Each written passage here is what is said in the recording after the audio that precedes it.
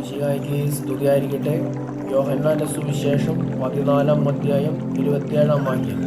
ഞാൻ നിങ്ങൾക്ക് സമാധാനം തന്നിട്ട് പോകുന്നു, എൻ്റെ സമാധാനം നിങ്ങൾക്ക് ഞാൻ നൽകുന്നു. ലോകം നൽകുന്നത് പോലെയല്ല ഞാൻ നൽകുന്നത്.